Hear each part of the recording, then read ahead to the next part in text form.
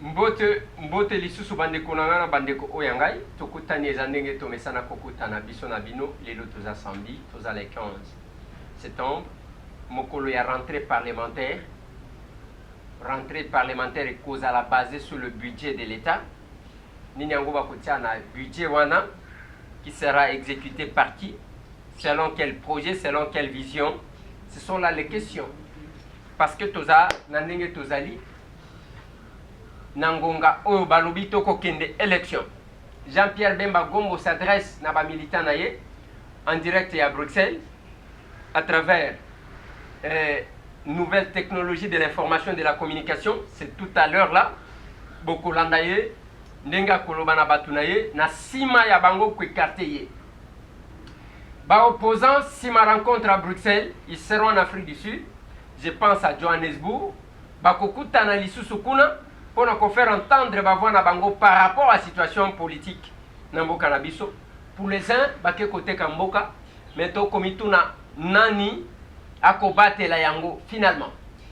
Masolo to kobeta bande konangai eza masolo oyo etali makambo yango ya maponomi.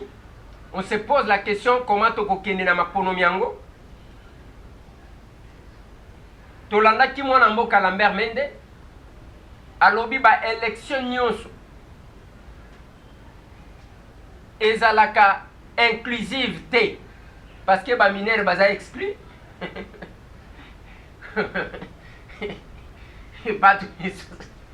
ba prisonnier baza exclu eza ba masolo bande konanga mais avant que to développer to pesa bino basango mususu photo ebisa bino ke ndeko Jansi Mokoloji Femme Service agence akosalaka tourner na ye na Suisse na Genève na Zurich na Basel côté nyonso tu wana akosalaka asi azwi numéro pe ya kuna tango akoti kuna lobi ndeko Eliezer na kutika ka mundele nda azana agence congolais te mwana mboka te azana yango toye koya pas seulement que toye komemela bandeko na biso biloko mais tokitiseli bango prix bakomemisa biloko na prix ya malamu ekokoma très bien parce que chaque mois toko chargeaka bar 19 ekotelema le 19 de ce mois donc dans 4 jours ekotelema na matai bar 20 basi ba clôturer basi babandi kolokota biloko pona bar 21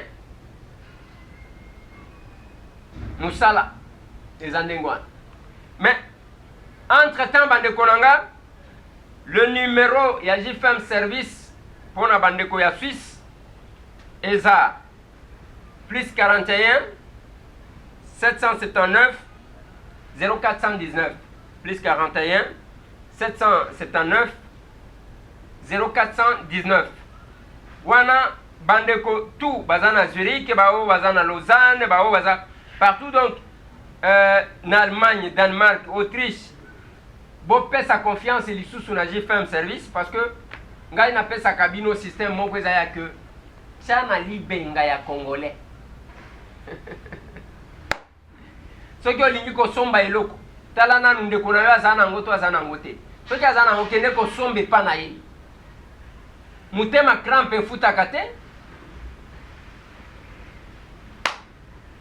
parce que mokolo kozwa problème ata soki bozalaki koyokana te na mutu mais mutu wana ko se sentir kaka touché parce que aza ndeko na yo c'est ça signe ya bakongolais yango wana mais soki omonika mutu conflit na oyo conflit aswana na oyo mabe aswana na oyo mabe abunda na oyo mabe te pardon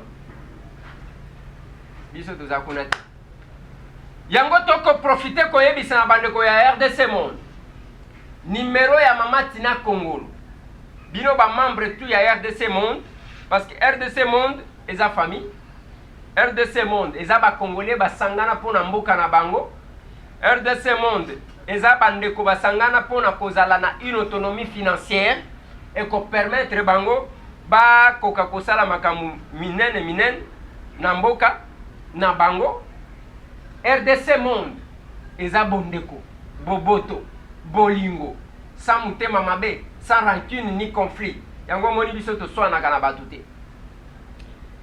plus 47 numéro ya Mama Tina Kongolo plus 47 916 63 443 plus 47 916 63 443 plus 47 916 63 443. Obengi Mama Tina Kongolo, yo membre ya RDC Monde. Batu bazokota na groupe WhatsApp kaka ba membre ya RDC Monde. Mais kuna tozana posa ya batu bafinga na kate na groupe ya RDC Monde. Eza ya kotia makambu ya politique te, eza ya échange ya idée, eza pe place ya kotia ba photo te. Eza place kaka ya bonjour Mama Tina, bonjour Maman Perpétie, bonjour Papa Adrien, bonjour Monsieur l'abbé, bonjour Maman Pauline. Ndenge nini bolamuki kuna te kotoyo batu bazana mwa kokoso pona kocha mbongo lokola ba pays arabe soki mbongo esie koche pana bangwe bimakate mie vwe kota kaka ndenge bande kuna biso bazana end bazui pe mwa difficulté wana. Merci beaucoup na mama nanga oyo azana end bakutana ki basololaki na téléphone na Mama Pauline Lumumba eza ndenge wana. Donc ezana mwa philosophie wana obengi Mama Tina Kongolo a inséré yo na kati ya groupe WhatsApp ya RDC Monde pour que bosololaka bopesanaka bambote bopesanaka ba rapport. C'est le Congo qui est au milieu de nous. C'est le Congo notre priorité. Tozonga na makambo ya politique bandeko nanga. Lelo d'abord toko solola makambo. Lobi na vanda kaka na biro na ngai na moni batu bakoti. Ndenge moko na lobelaki na batu ya ba mapa oyo. Bakomi koluka kosala polémique. Na vanda kaka na biro na nga na moni porte fongwami. Groupe bakoti. Banani bakoti ba journaliste ya Digital Congo. Nalobi ba journaliste ya Digital Congo. Nino ba bengani biso sans préavis et pas nani. Mundele moko nde akambaka Digital Congo. Oh, menga na yebi que Digital Congo eza chaîne ya chef de l'État, eza chaîne ndenge toyebi, eza chaîne ya dada, ndenge balobaka. Na yebi te les fonds. Bongo chaîne yango ezaka ya mundele balobi te. Mundela geraka kaka. Malamuka bengani batu. D'abord, après 10 mois d'impaiement, 10, 1, 0, 10 mois d'impaiement, on se pose la question. Sorti une chaîne qui est censée être du pouvoir, pas seulement du pouvoir, qui appartient aux responsables. Et comme à niveau ya kebazo futa batute. Et que du coup, babimisi batu sans indemnité de sortie. Quelle leçon qu'on va donner aux autres? Sortie version 1, Esayaso. Tozo utiliser conditionnel parce que batu bazape na possibilité à couper sa point de vue d'abord. Ya kolobate ndeko elezer batu wana bakosa kiyo. Mais place nazala kinzoto ezwa kinga malili koyoka que une chaîne comme Digital Congo annonceur rebelle bakendaka kuna kana yena mona ka ba président oyebi ba président africain soja ke na Washington, ouais, soja ke na New York akoluka kovanda na hotel ya mwe cherte azokende na Trump Tower na hotel ya Trump avanda kuna kanisi Trump ayaka kuna kokutana naye oko dépenser mbongo na yo pamba ezaka hotel naye. Et c'est la même chose, tous les annonceurs quel que soit batonda na digital. Mais ndenge nini toko batu bakoki kosala 10 mois sans être payé? Ndenge nini bakoki ko licencier batu sans kopesa bango bendamnité de sortie? Modèle nini, leçon nini? Soki eloko wana eza ya solo. Mundelango ndako kaki kosala makambu malamu te. C'est compliqué. Tokoya kozongela yango parce que bandeko bango moko tolobaki na bango bino moko boya koloba makambu na bino bakoya bokolanda bango du moins baboya lisusu koya. Mais sinon tokozela bango maboko pole. musala ngo tozwaka yango. Lelo bandeko na nga Jean-Pierre Bemba Koloba. Après rencontre à Bruxelles, toyoki ndenge bato bazali ko attaquer ba oyo ba attaquer oyo, ba oyo ba ke pa oyo, ba oyo ba lobi na oyo, ainsi de suite.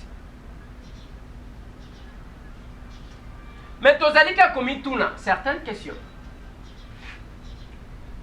Politique yango basala kango pona nini? Est-ce que tozo sala politique pour parce que biso tolingi kaka tozala ba éternel ministre?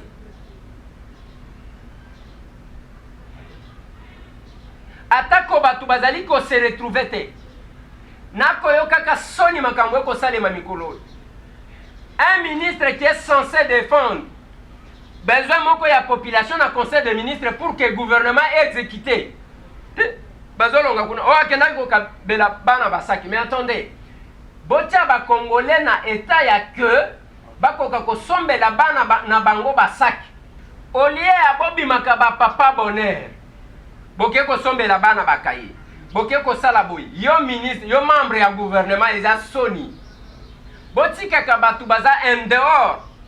Ya gouvernement basala ka ba mwa biloko wana parce que l'état n'a pas pu.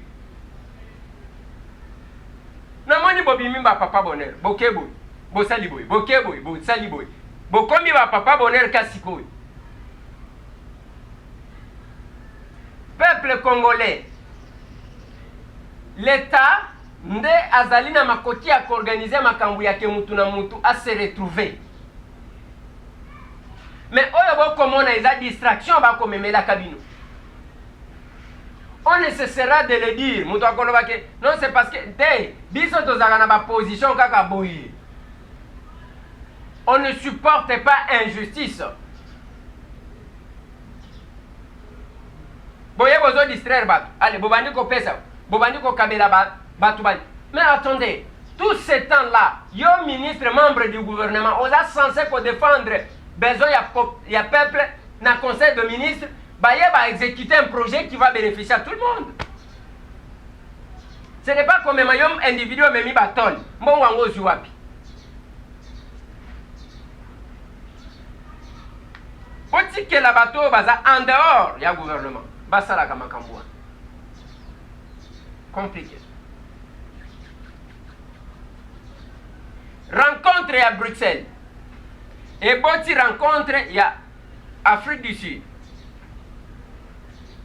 Nakati ya rencontre Afrique du Sud.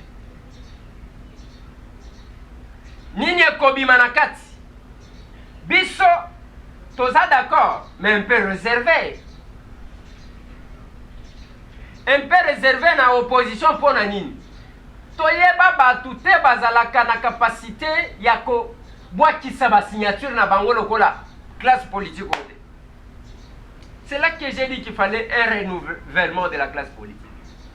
Ndenge boko signé wana.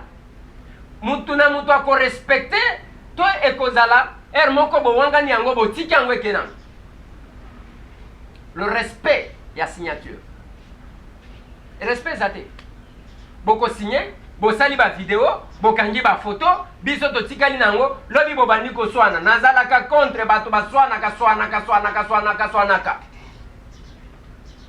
Le Congo n'a pas besoin de ça. Ba polémique yango na lobaka mo. Tala RDC monde kakaboy.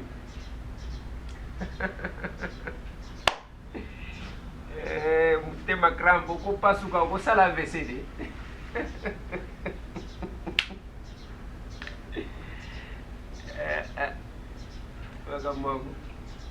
Ezala na biso ba journaliste. Ezala na acteur politique. Ezala na ba o tozo considéré comme ba leader. Ba théâtre ya koswa na wana tozana ngo posa. Et pendant 7 ans l'opposition bazali kokuta na wana Kinshasa pe na siège ya G7. Bientôt là bokozwa image ya qu'est-ce qui va se passer si nous avons l'occasion de kotuna tuna bango mwa mituna parce qu'on n'a pas besoin de théâtre. Ba bazana posa kosala théâtre tokolukela bango sai. Boni ndeko nanga. Tokolukela bango ba esobe Caleb azape candidat bientôt là honorable. Bon ba mama Kalunga banani baza ebele bayandi mosi ba de Londres neni mikolo ebele oyokanaka lisu te bandaka Stockholm boza ebele bandeko na nga tokotuna mwa mituna e bientôt bokozwa yango mutu moko alobi Eliezer mpona nini otie émission akala nalobi compte YouTube ya mwana kolo lopango ekozala botie eloko akala botie ya sika botie ya sika botie eloko akala wana na ifalaki bose rappeler botala ndenge tokendaka na Sainte Thérèse botala ndenge bato batikala botala mutu na mutu ndenge akoma na baanalyse akosala. Je pense que je suis libre.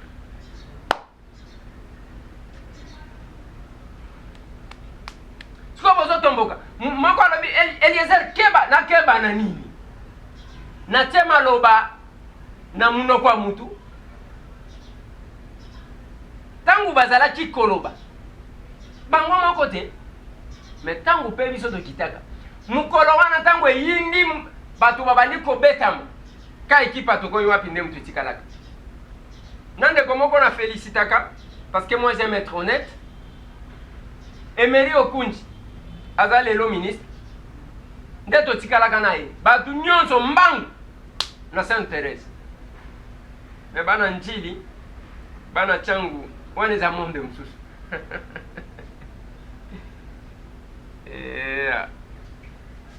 il faut te rappeler ndenge wana mpona kolimiter.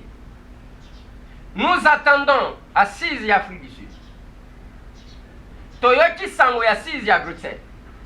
Pendant combien de temps vous respectez pour la sinatuna bango mituna boko panzana mukolo nini chaque fois qu'il se retrouve parce que to yebi classe politique na biso.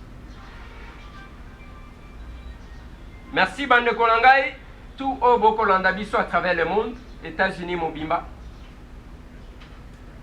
bande kolanga bazana Lubumbashi bino bande kolanga bozana Likasi Kipushi Kasumbalesa bino bandeko nanga bozana Kolwezi bino bandeko nanga bozana Dilolo bandeko nanga bozana Kipushi bandeko nanga bozana Lukanga Basakanya Kinkonja Malembankulu bandeko nanga bozana Kitanda Kabongo bino bozana Kitenge pe na Kamina bandeko bozana Kanyama Kasese pe na Luputa bandeko nanga bozana Uvira bandeko nanga bazana Kabare mbote na bandeko nanga bazana Kiwanja mbote na bino tu bandeko nanga na Isiro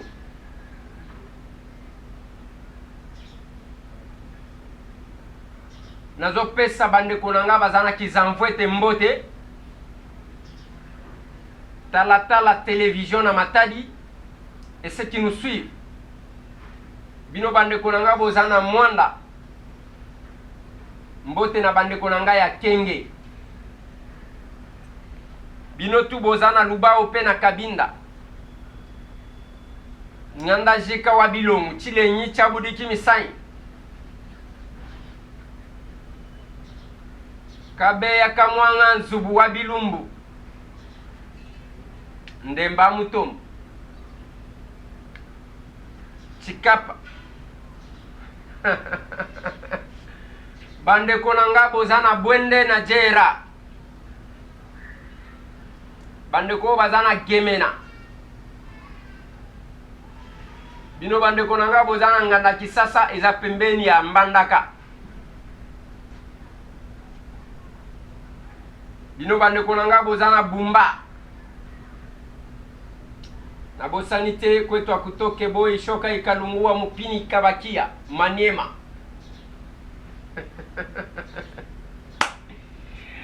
ah et ça la kanga bien parce que ozo sentir penza Lenja Congo yango na koloba bandeko nanga tokomi na ngonga ya mutu nyonso tu asala quelque chose pour son pays et non kotalela baninga mais c'est un wasali place à ceux qui ont bakisi. Bao baza le roi de Belge à la recherche d'une colonie. T'sais, azana posa bacha yeka parce que ya finga kato akosaka akritika kamutu. Quand on va qu'il y a bimé l'homme parce qu'a fini Eliezer, mais attendez, Eliezer azanan. Abimi yanke, abimi munene parce que dans le biboye, omoni mboka oyo. Même kala bakobimi saka mutu na écran. Pa oyo abimi na écran, oyo abimi na écran. Baba ni kotala bazotala nani azanani, nani azalaki kosala nani. Et ce jour-là, bato ebele bakoluka kokufa bakokufa te. Parce que ce pays, je dis toujours, na lobakango.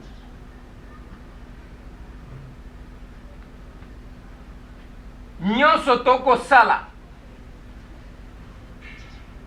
Les ciels nous voient et les esprits nous observent.